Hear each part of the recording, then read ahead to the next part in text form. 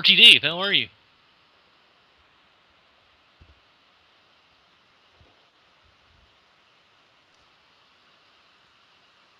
Mm-hmm.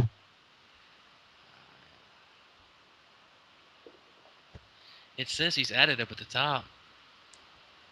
Von Hilton.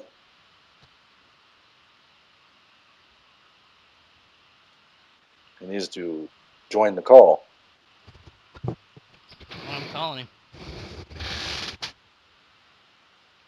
I'm recording.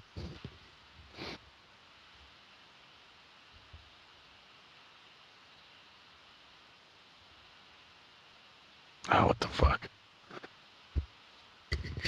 Can't be added till he accepts your contact request.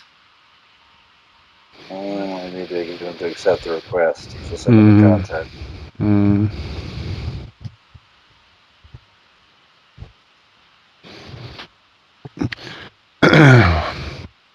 We're ready to go. Recording like a motherfucker.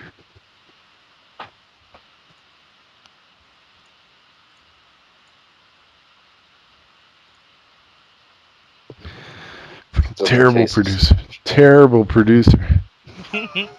Terrible.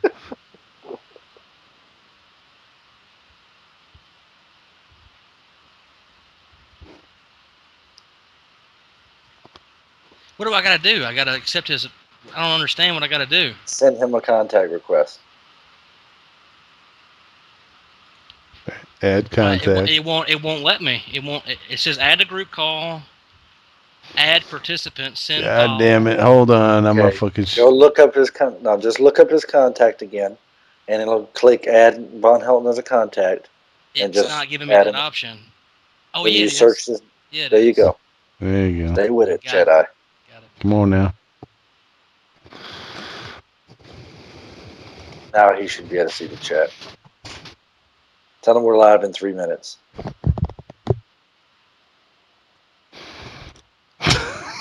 Like it's live. Hello. Mr. Von Helton. Yes. Good evening. Good evening. This is Chuck Nelson with RT News. How you doing? I'm doing pretty good. How you doing? Good, good, good. Well, we've been looking around on YouTube. As you know, we've talked to a few other YouTubers here lately, George for Title and a couple others, and we ran across you and we're interested in your perspective on some of the current events if you have some time. Okay. Yeah. Somebody told me I was right in the middle of doing a talk show myself. But I cut that off, and so here I am. Okay, all right. Well, we've seen the recent events in Egypt, and we were curious, what's your perspective on, is it a revolution or is it a coup?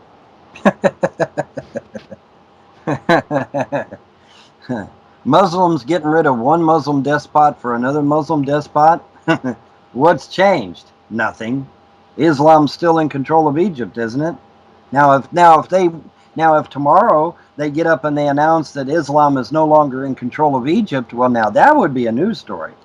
But that's not going to happen, is it? So I mean, that's nothing has changed. I mean, they're going to get okay. He's not going to be a Muslim leader of the Muslim Brotherhood, but he will be a Muslim leader of, say, Hamas or Hezbollah or Islamic Jihad. What does it matter? It doesn't matter. Islam is still in control. Now, if Islam no longer is in control of Egypt, that'll be news. That'll be something that'll get my attention. But Muslim countries changing one despot Muslim leader for another despot Muslim leader doesn't really impress me much. It just doesn't. Well, that's very interesting. Well, how do you feel about the American influence in all of this and what's going on in Egypt? Well, we have a Muslim president, so obviously, it depends on who you talk to. Some people say he's a communist with Muslim overtones. Some people say he's a Muslim with communist overtones. The point is that Obama's interest in the Middle East is going to be obvious because he was a citizen of Jakarta, Indonesia, from the time he was a small boy until at least the age of 20. I got that right out of his own damn book. Okay, so obviously he's either a communist with Muslim overtones or a Muslim with communist overtones. because of his life in Indonesia. And I would point out that Indonesia was one of those wonderful Muslim countries that calls America the Great Satan and says we should be destroyed. But you know, who's going to argue about stuff like that, right? I mean, we don't need to hassle over little nitpicky stuff like them wanting to destroy America or anything. But anyway, the point is that Obama's interest in the Middle East is obvious. I mean, Vladimir Putin's interest in the Middle East is obvious. I mean, you know, all you got to do is look back in the past and see where they came from and what they've been doing. But now I think Putin's interest in the Middle East is obvious. He wants oil. You know, he's still tied down to big oil and he wants it. But, you know, as far as our interest in the Middle East, it's all a crock. The whole point, and I've tried to bring this up to people in the past, and nobody wants to fucking listen. 9/11 was perpetrated by Saudi Arabia and rogue elements of our government. That's who perpetrated 9/11. And it's not even a damn conspiracy. Thermite was found by a Dutch scientist in the rubble of 9/11. That is a confirmed fact. That's not an opinion. It's a confirmed fact. Thermite was found in the rubble of 9/11. So it was Saudi Arabia in collusion with rogue elements of our government that perpetrated 9/11. For what purpose? The purpose was so that Saudi Arabia would get its enemies' butts kicked. Saudi Arabia wants to create a Muslim caliphate in the Middle East. Saudi Arabia wants to take over all the Middle East countries and create an Islamic caliphate, a one world Muslim entity, if you will. And that's what they want to create. And, you know, apparently some of the Muslim countries are balking at Saudi Arabia's control. And so 9/11 was perpetrated so that the U.S. military could be conjoined in to go after Saudi Arabia's enemies. I mean, look, immediately after 9/11 occurred, who did we go after? We went after Osama bin Laden and Saddam Hussein. Well, who are these guys? These guys are the #1 enemies of Saudi Arabia's caliphate. By their own admission, I might add. Mr. Nelson, Mr. Von Helton, this is Tucker Smithy. If I could interject for just a moment here, the focus of our story is basically something we've noticed on the internet where people are or some would call it, you know, subversive material. Other people call it patriot material, such as, you know, the libertarians. They're starting to get bullied off the internet, and we wanted to see what your take is on this because we've done a little bit of research, and it seems that you have a little bit of trouble getting your message out at times. Well, I do indeed. I've had people that tried to get me killed, tried to get my wife killed, tried to get my wife institutionalized. They did, unfortunately, successfully manage to get my kids taken away from me. But I'm not guilty of anything, so I got my kids back. But unfortunately, it took 5 court cases to get that accomplished. But yeah, trolls and haters on the internet are a bad thing. They're as far as I'm concerned, they're domestic terrorists. And that's what we wanted to talk to you about tonight, Mr. Helton, is the fact that it seems to be a running trend. It's not just with you. It seems to be a running trend that people that are coming out speaking negatively about the things that are going on in America today are having a hard time with bullies, and we're trying to see if there's some kind of correlation here. Well, there is. The government has admitted. I mean, this was mainstream news where the government admitted that they were actually paying people to troll patriots on the internet. If you could go in for just a moment and describe what is a troll exactly. Well, trolls and haters and naysayers are 3 different categories. A troll is typically somebody that harasses you on the internet. Okay, they will mock you, they will say you're a liar, they'll call you all kinds of names. But a troll typically leaves it on the internet. That's where it stays.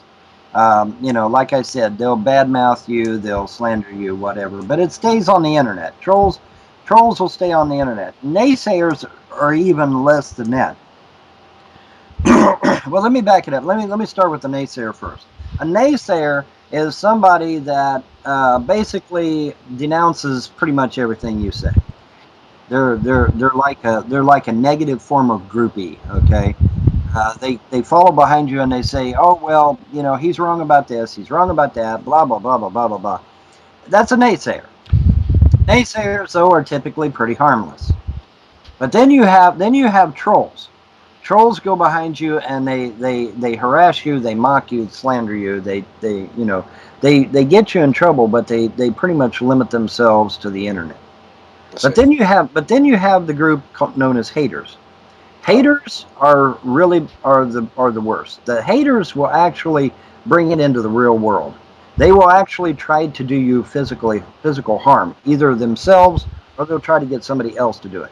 Haters will try to get you in trouble. I forgot it. I'm sorry. I have to interrupt. This is Vladimir David fucking Schnokovac.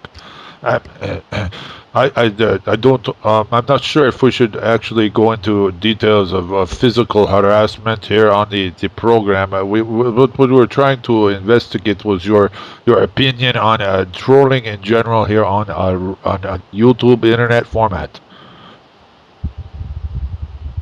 So your name was what again? David Vladimir Schnokovac. Mm-hmm.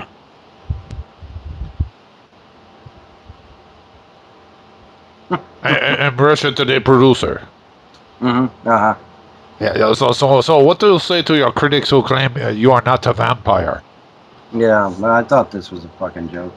All right, have a nice day, guys. You're all banned, by the way. Mr. Von can you tell us? About the troll? There's a specific troll, Mr. Von Helton, we'd like to ask you about. We need more information.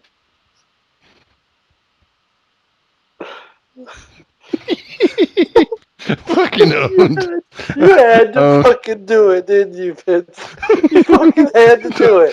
Totally I was gonna reel him in. Yeah, man. Totally, I couldn't totally sit there and owned. listen to him talk about goddamn Egypt anymore. Totally fucking owned.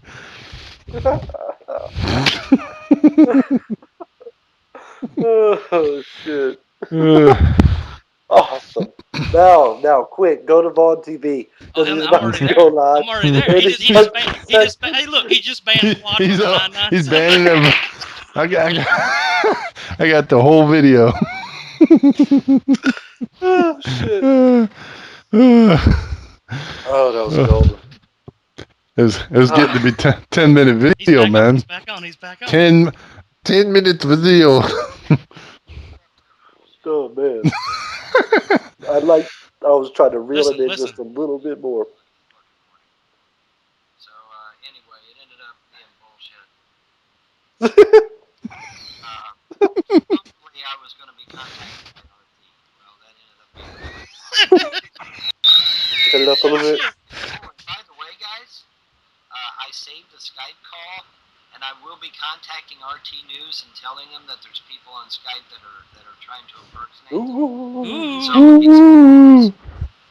here we go. We're going to jail. I don't think RT is going to take too kindly to a bunch of assholes on Skype. He's mad as fuck now. Report Chuck Nelson. I think they'll take that pretty fucking serious. Play the Skype. He's pissed. I didn't record it. I just got it logged. But well, we did.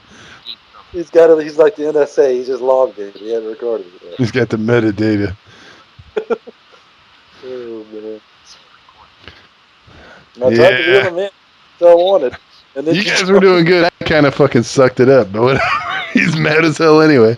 When you said my name was Dave, I was like, dude. It gave him two different names. He didn't remember the first name he gave him.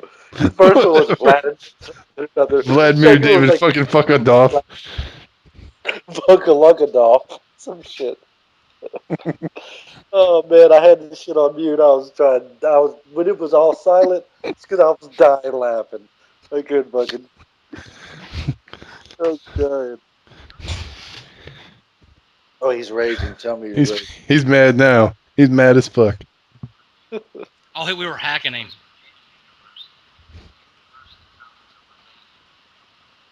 He's trying to say we were hacking him. Princeton. We're loser college Princeton students. Oh, we're all going to jail now. Mm-hmm. All time. He's pissed. Alright, anyways, let's get back to the business. Dude, you gotta upload it so we can fucking drop it off in his room. And nobody's going to be able to pull that gag on him for a while. Yeah. Yeah, I went weak link. We could have drug it out, but it was already getting to be 10 minutes, and he was being too serious. It was already getting old. It was already getting old. Like Next I said, time, guys.